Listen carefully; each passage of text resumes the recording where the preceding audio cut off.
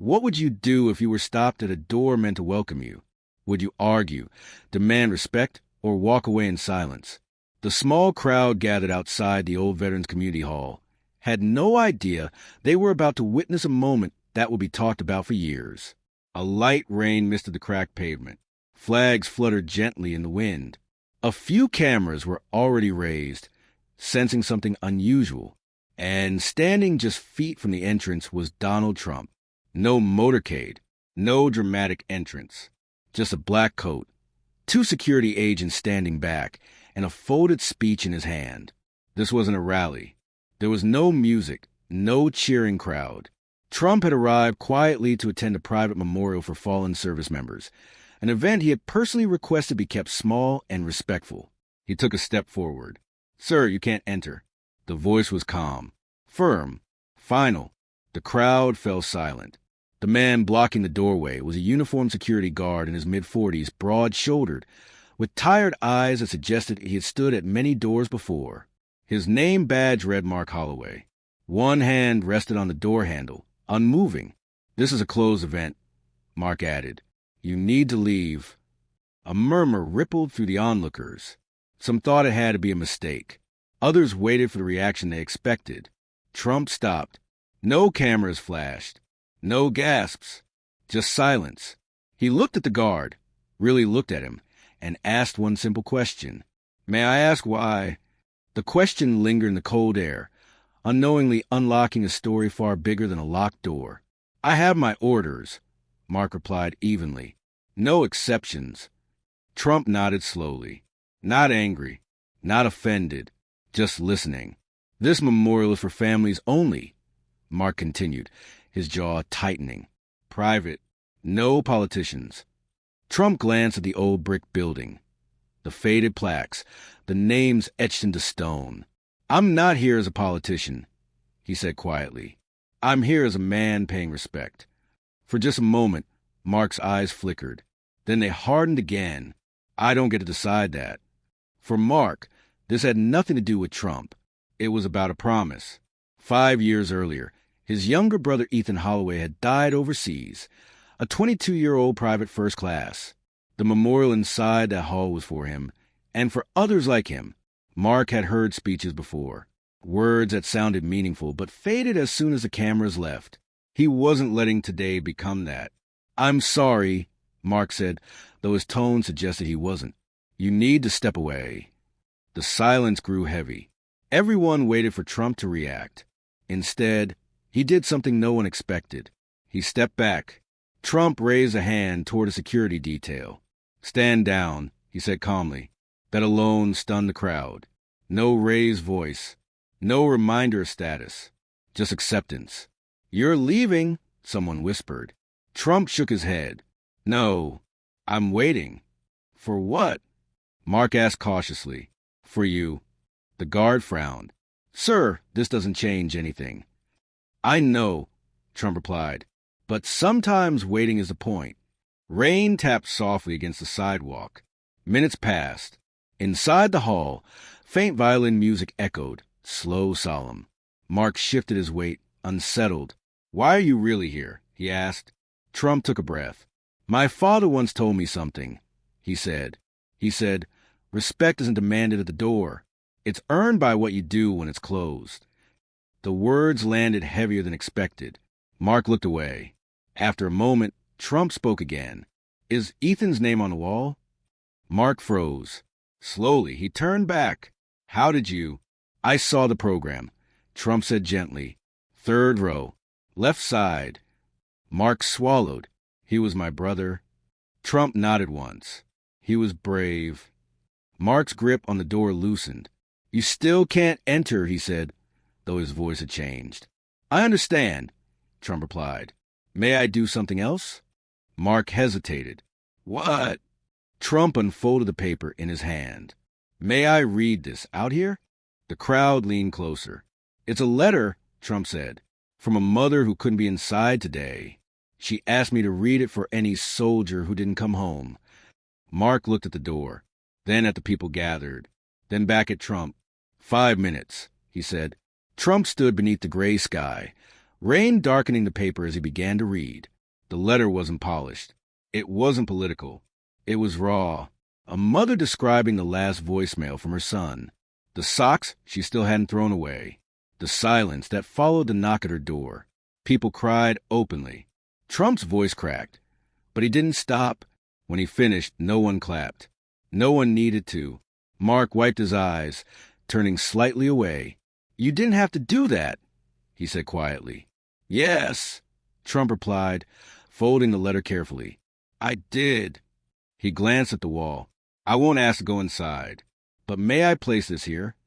Mark nodded. Together, they walked to the memorial stone beside the entrance.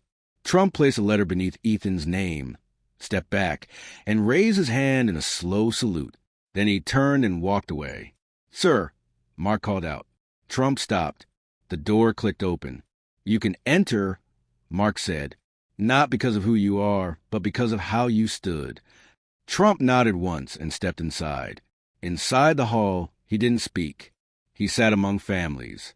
He listened. He held hands. No cameras followed him. When the ceremony ended, he left quietly, but the story didn't.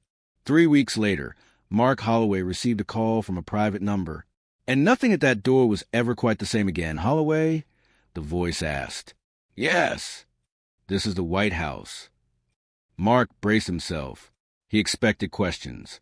Security clearances. Formalities. Instead, the voice said, stopped at a door, "The president would like to fund the repairs of the community hall. Would you argue, demand respect, Holloway's or walk away in silence?" Mark, the small crowd gathered outside the brief pause on the line. Community hall. Then the voice had continued, no idea they were about to witness a moment that would be talked about for years. Mark's chest tightened. Rain misted the expected paperwork. Flags fluttered gently. Maybe a ceremony. A few cameras funded in already Ethan's name. Sensing something unusual, but there will be no plaque. Standing just no announcement. The entrance was no press.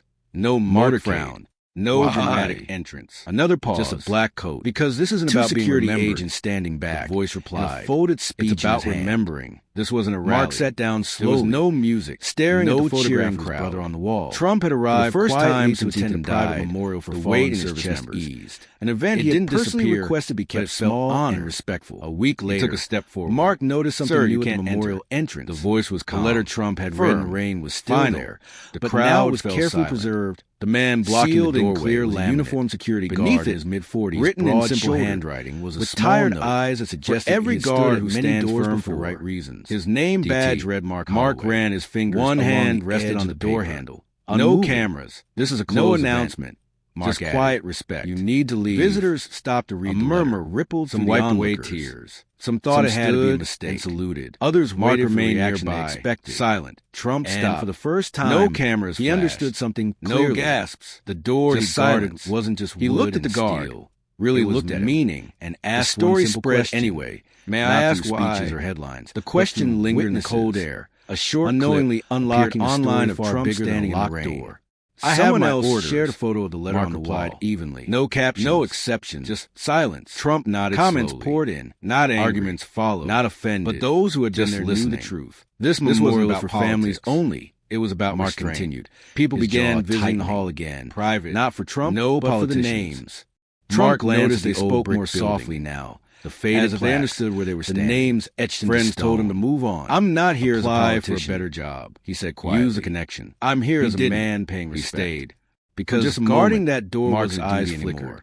Then they hardened again. Whenever someone asked why the hall looked newly restored, for Mark, this had nothing to do with Trump. Because someone cared quietly. 5 years earlier, he never said Trump's younger brother Ethan Holloway had died overseas. And even then, a 22-year-old private first class. He waited. The memorial inside that hall was for him. That told me everything. And for others like him. Months later, Mark had heard speeches before. Mark noticed a familiar figure approach, but faded as soon as the cameras left. No crowd. He wasn't letting today just a man holding flowers. "I'm sorry." Trump stopped Mark a few steps away. Though his tone suggested no ceremony. "You need to step away." Just wanted to say hello. The silence grew Mark heavy. Nodded. Everyone Trump waited for flowers beneath Ethan's name. Instead, and stood there. He did something no one expected. Longer than necessary.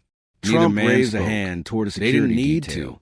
Some moments are too complete for words. That alone. When Trump turned to leave, Mark did something he hadn't done the first time. No reminder of status. He stepped forward and opened the door. "You're leaving." Trump paused. Someone whispered. They shook hands. Trump shook his head. "No. Thank you." I'm Mark waiting. said. Trump shook his what? head slightly. Mark asked cautiously. He replied, For you. Thank The you. guard frowned. Then he walked away. Sir, this doesn't No change audience. anything. No applause. I know. Just Trump two replied. men who understood But that sometimes respect isn't waiting granted by is a position, point.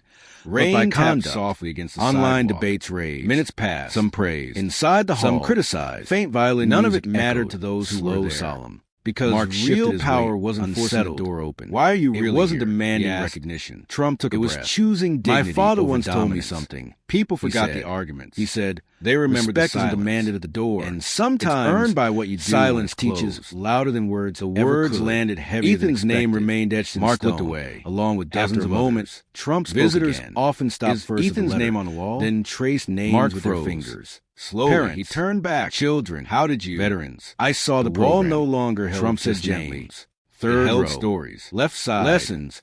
A Mark reminder swallowed. that respect He isn't was about my who enters brother. first. Trump But how nodded you once. approach the door. He was brave. Mark learned something he Mark's never grip expected. on the door loosened. Authority doesn't You come still from a can't badge. enter, he said. It comes from restraint. His voice had changed. From knowing when to stand I firm understand. and when Trump to step replied. aside. May I He do still something wore else? the uniform. Mark Still hesitated. check credentials. What? But now he also Trump listened. unfolded the paper Because in his sometimes hand. the most important May thing I a guard read can this protect out here? isn't an The entrance. crowd leaned closer. It's meaning. It's a letter. So let me ask Trump you, said. If from a a door mother who closed couldn't in be front of inside you, today, would you push she harder? asked me to read or it would you for any pause and let soldier your who didn't actions come speak? home? Because Mark looked at sometimes the door. the most powerful Then at the thing you people can gathered. do is Then not back at demand Trump. entry. 5 but minutes. wait long he said. enough. Trump For stood respect beneath to the open gray the door sky, for you. rain darkening the paper as he began to read. The letter wasn't polished. It wasn't political. It was raw.